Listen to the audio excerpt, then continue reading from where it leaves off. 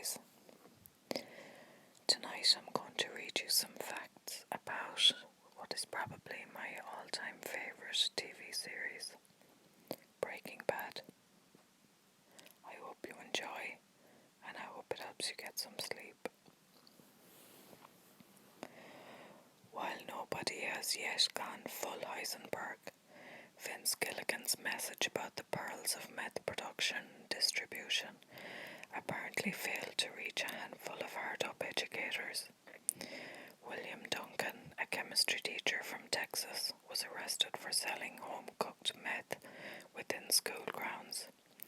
In 2011, 74-year-old mathematics professor Irina Kirsty was caught running a meth lab from her Boston home.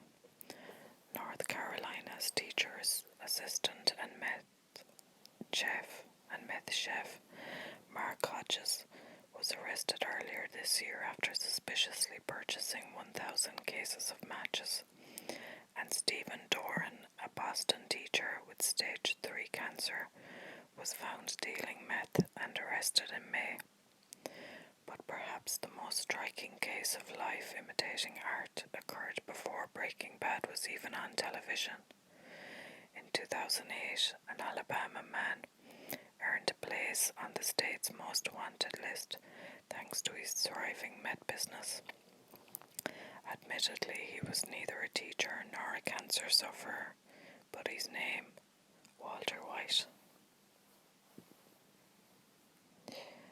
The name Walt gives to his alter ego, Heisenberg, is a tip of the hat to Werner Heisenberg, one of the most important physicists of the 20th century.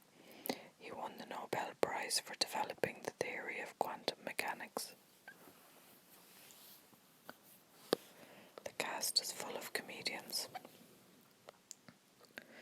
If you can do comedy, you can do drama, Vince Gilligan said recently of his approach to casting. It doesn't necessarily flow the other way.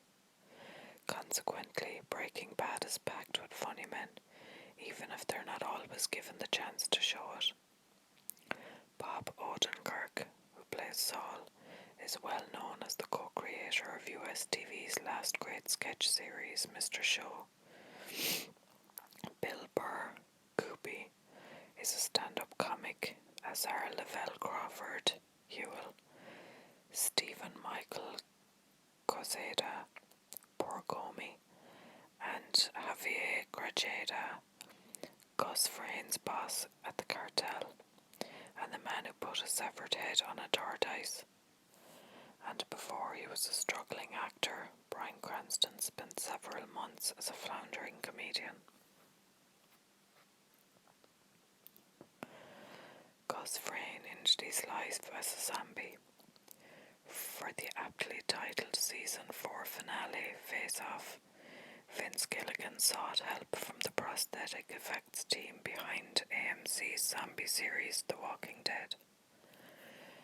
Greg Nicotero and Howard Berger made a model of Gustavo Fring's exploded Evil Dead meets Two-Face head, which was then digitally blended with actor Giancarlo Esposito's real noggin. According to Gilligan, it took months. Gilligan got the idea for Fring's gruesome death from a real grisly ending that happened to a rocket scientist and ritualist called John Whitetail Parsons. Gilligan heard about him in Strange Angel, George Pendle's book. Parsons, who happened to practice black magic and had some sort of sex cult going in Pasadena, according to Gilligan, came to an unfortunate end when he was making up a batch of mercury fulminate for a special effects project. Something went wrong and it blew up in his face. The story is that he survived it with parts of his face peeled off for several hours before he finally succumbed in the hospital.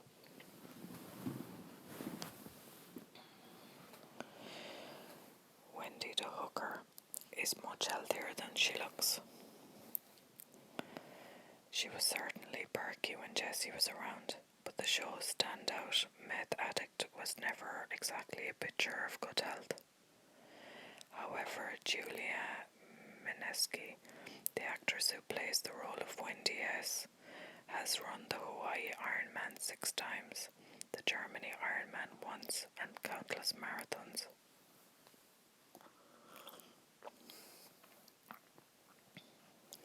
The White family home is an actual family home. Far from being a drug baron's digs, or even a building dreamt up by Vince Gilligan, Walter White's house in Breaking Bad has been the real-life home of a woman called Fran since 1973. She admits that a lot of artistic license was taken with the property's interior by the production designer, and that Gilligan originally wanted to cover the pool up. And she doesn't mind the hundreds of cars that slow down in front of her house every month. Skinny Pete practiced very hard for his piano solo. Jesse's wastrel sidekick gave a virtuoso performance of Bach's Solfeggetto in the music shop at the beginning of season 5. Charles Baker, a decent pianist and the actor who plays Pete, practiced the piece for 3 hours every day for a month before filming. Much to Baker's chagrin, only the intro made the cut. Jesse's teeth are Gilligan's only regret. The co-creator admits in the official Breaking Bad book that Aaron Paul's teeth were far too nice to be realistic for Jesse Pinkman. One thing that sort of troubled me, looking back over the entirety of the show, Jesse's teeth were a little too perfect. There were all the beatings he took, and of course he was using meth, which is brutal on your teeth. He'd probably have terrible teeth in real life. They didn't get changed because removing real teeth from actors is a real non-starter, and digitally removing them would have been very expensive. The DEA's mustache man got the part by playing golf with Dean Norris. One extra has consistently stolen the show on Breaking Bad. The man with the enormous mustache, often seen in the background of the DEA offices. Robert Sanchez, the man behind the novelty facial hair, knows actor Steve Michael Cosida, Agent Gomez, through softball, and has admitted he got the part after playing golf with Cosida and Dean Norris. The retired fireman also competes in mustache competitions in his free time. Walt's lotto code isn't a complete dead end. The coordinates that Walt hit on a lotto ticket, which sadly proved fatal for Hank, don't actually lead to 80 million in cash or even a few plastic barrels. Instead, they point straight to Q Studios in Albuquerque, where Breaking Bad, plus Hollywood films such as The Avengers, is shot. The Pink Teddy came before the plane crash. Much like how the second season of Breaking Bad pans out, with ominous glimpses of a floating pink bear and its eyeball leading to a far more sinister conclusion, so emerged the script.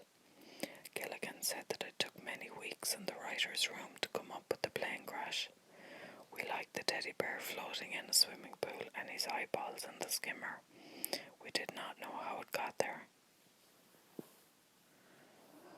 Once the bear was there, however, it took some shifting, which is just as well, seeing as prop designer Mark Hansen had to recruit an Albuquerque-based teddy bear artist to satisfy the show's legal department. You can spot a less burnt version in the mural painted on Jesse's wall.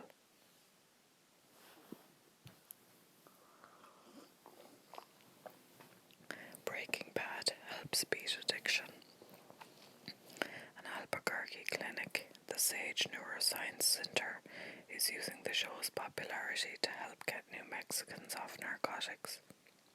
By sharing their stories of addiction, entrants have the chance to win one of 2 memberships, which entitles them to 12 weeks of free rehabilitation treatment worth thousands of dollars. Bryan Cranston was once wanted for murder. In an interview for Mark Maron's WTF podcast in 2011, the actor reminisced about the time he and his brother worked as waiters in a Florida restaurant where the chef was a tyrant named Peter Wong. No matter how nice you may have been to him, he hated you, said Cranston. He screamed at you with a cleaver in his hand. When the chef was found murdered, the police visited the restaurant and asked if anyone had ever expressed an interest in killing Peter Wong. Everybody talked about killing Peter Wong, came the reply. That's all we talked about. Unfortunately, the Cranston brothers had just resigned to ride cross-country on their motorcycles. For a while they were suspects. Gustavo Frayn's restaurant is a real chicken restaurant. The cast and crew ended up shooting at the Los Pollos Hermanos scenes in and around a real chicken restaurant in Albuquerque called Twisters. The show's art department painted the fictional Chicken Brothers logo inside the building. Gilligan said, I believe it stayed up for months on end. For all I know, it might still be there to this day. I hope it stays there forever. It is still indeed in place, probably because Twisters has become quite the tourist attraction, with photos like this. And then there's a photo.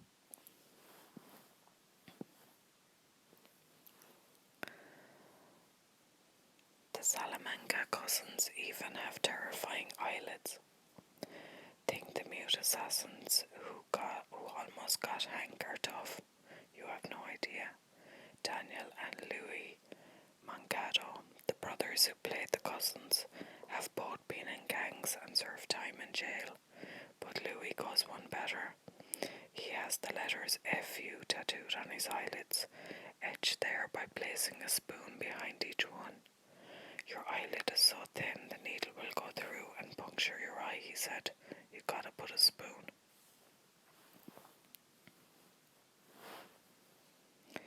The first role Vince Gilligan wrote for Bryan Cranston was even more demented than Heisenberg.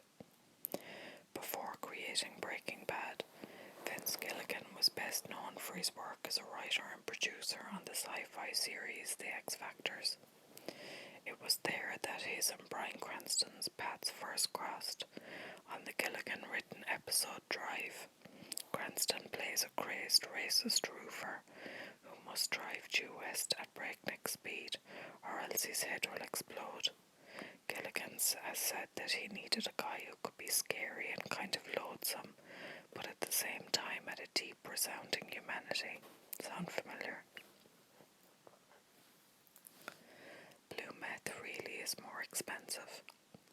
Since the first series of Breaking Bad in 2008, copycat drug producers around the US have been adding blue food dye to their crystal meth in an attempt to dupe their customers into thinking it is stronger, like Heisenberg's product. Possibly for that reason, the cost of blue crystal meth has been reported to be higher than that of normal colourless ice.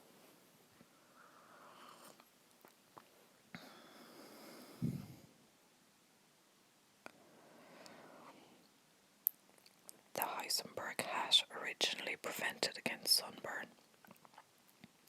Costume designer Kathleen DeToro admitted that the original reason Cranston started wearing the now infamous Heisenberg hat is because he needed to shade his shaved head from the sun. It became the identifiable look for Walt's certain mood, she said. Belize is actually a nice place to visit.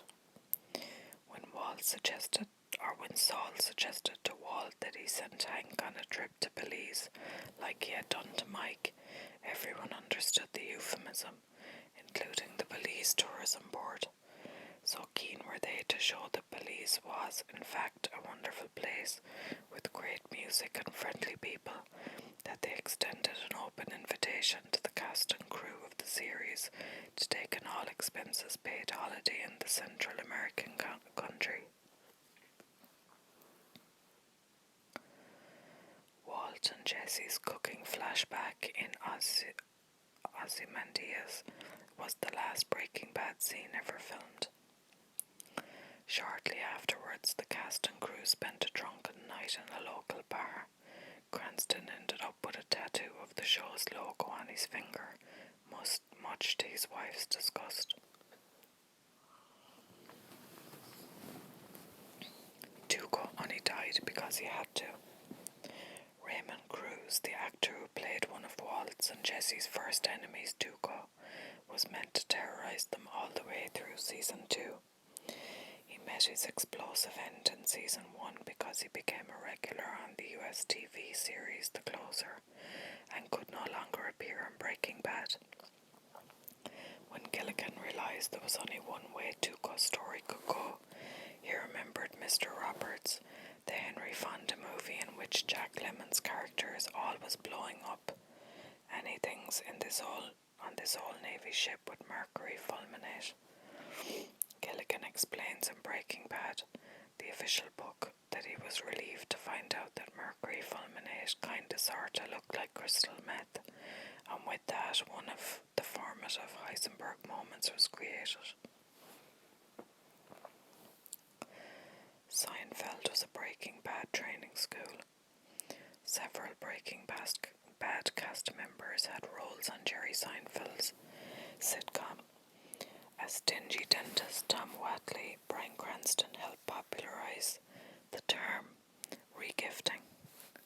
Anna Gunn played Jerry's supposedly cheating girlfriend in one episode. Bob Odenkirk played Elaine's sexually frustrated boyfriend, and Jessica Hecht, aka Grey Matter's Gretchen, appeared twice in 2 different parts.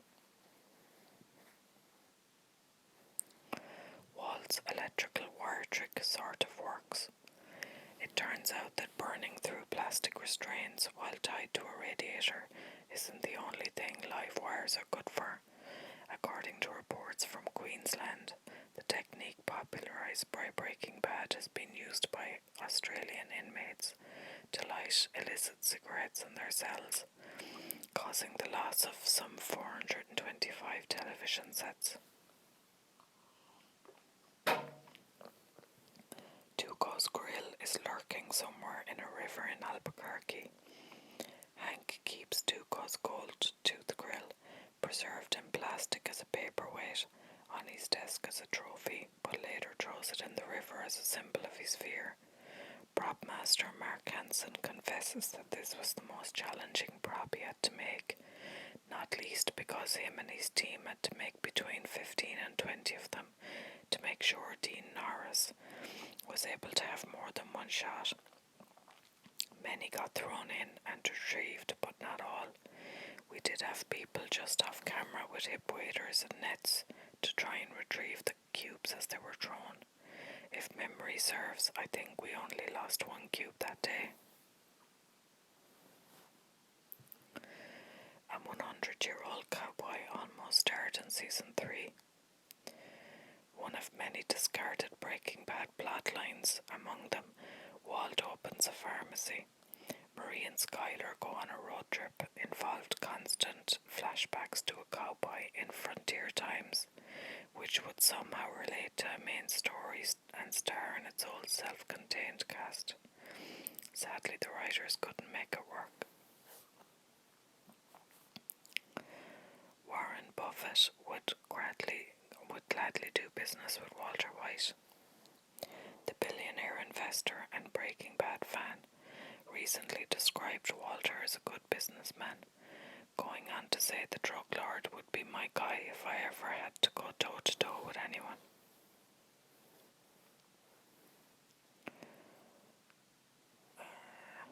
Lydia was almost married to Nicholas Brody.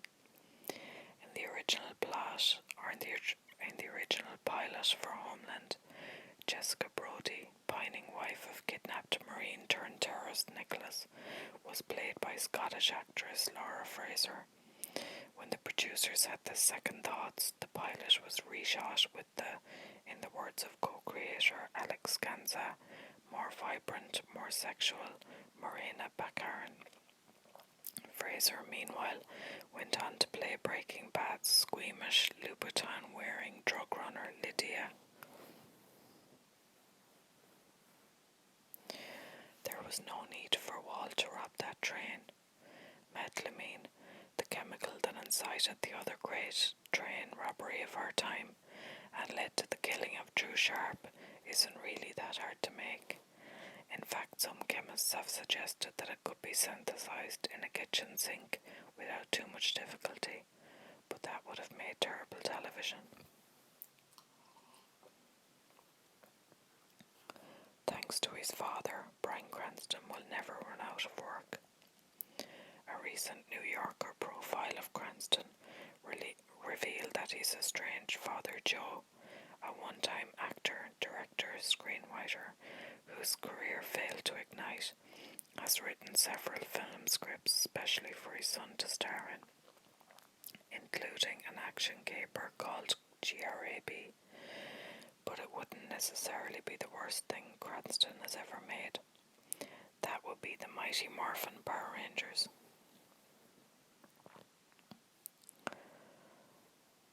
The science is flawed for a reason. Because of the fear that some of the series' millions of viewers may try and use the action as a step-by-step guide to making methamphetamine, the real-life DEA advised Vince Gilligan and his team of writers on what signs to include and what to omit. If you just simply followed the one synthesis as it's presented, said the show's science advisor Donna Nelson, you wouldn't come out with methamphetamine. New Mexico is proud of Heisenberg. Breaking Bad was originally meant to be shot in California, but the location was ultimately changed to Albuquerque, New Mexico.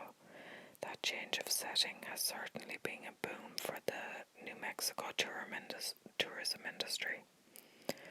Local businesses have taken advantage of the hit show's worldwide popularity and cashed in by producing all manner of Breaking Bad related products.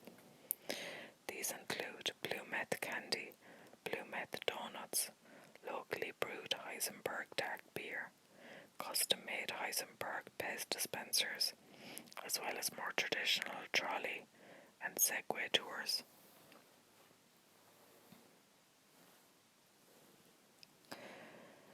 Last year, Vince Gilligan was contacted by the parents of 16-year-old Kevin Cartasco, who was terminally ill with an aggressive form of cancer and adored the show more than most. There was something about the Walter White character, explained his father, the way he took control of his illness and his life, that really resonated with Kevin. Gilligan and the cast visited Kevin at home and in hospital, and during one of those visits, he was asked by Gilligan what he felt was missing from the show. He said, "You know what? I really want to know more about Gretchen and Elliot." Gilligan said recently, "I want to know more about Walt's backstory with them. I want to know what happened." This is how Walter's former grey matter business partners ended up with a pivotal role in the final series. Gilligan even offered to tell him how the show would end.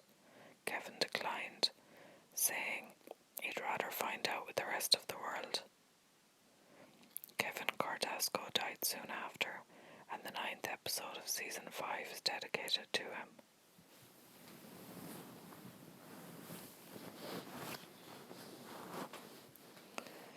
After watching season 5, episode 14, Ozymandias, George R.R. Martin called Walter White a bigger monster than anyone in Game of Thrones, and vowed to do something about that in his next book.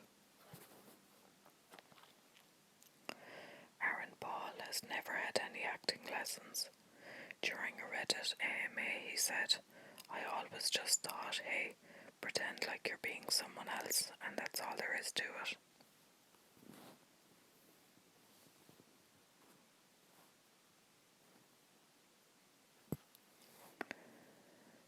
wasn't for the 2007-2008 writers' strike, show creator Vince Gilligan and the other writers were planning to kill off Jesse in episode 9 of the first series.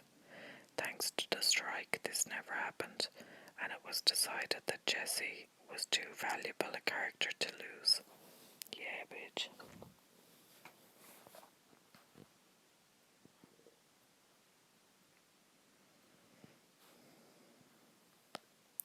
According to Anna Gunn, who played Skylar White, Cranston cried for 15 minutes after filming the scene in which Walt let Jesse's girlfriend Jane die. Talking about the same scene, Aaron Paul said, "When that day was over, I couldn't be happier that it was over, because I really truly felt I was living those tortured moments with Jesse."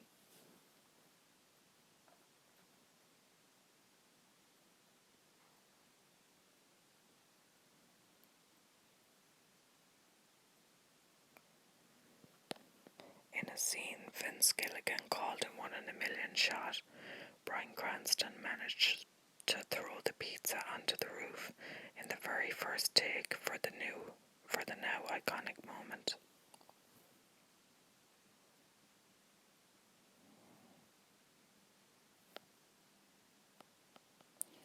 The polarizing 10th episode of season 3, Fly, was made primarily for budget and scheduling reasons.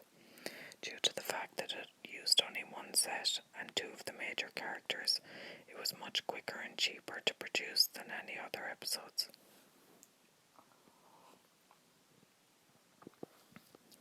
Ironically, Christopher Cousins, who plays Ted, needed a stuntman to fall and break his neck because he had just recovered from spinal surgery. In season 2, episode 4, Days Out, Jesse asks if they're going to build a robot to save them. In the final episode, Felina, that's pretty much what happens. When filming the episode during which Walt kills Mike, the entire crew wore black armbands to mark Jonathan Banks' final episode. Baby Holly is named after Vince Gilligan's girlfriend, Holly Rice. Walt Jr. actor R.J. Mitt does have cerebral palsy, but not as severely as his character, and can walk without crutches. In fact, he had to learn how to walk with them for the show.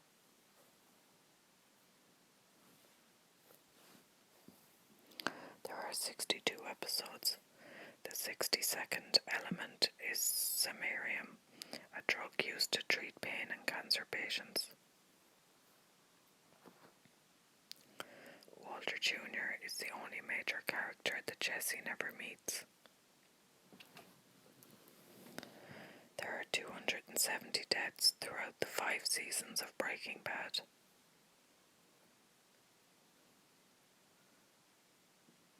SaveWalterWhite.com is a real website.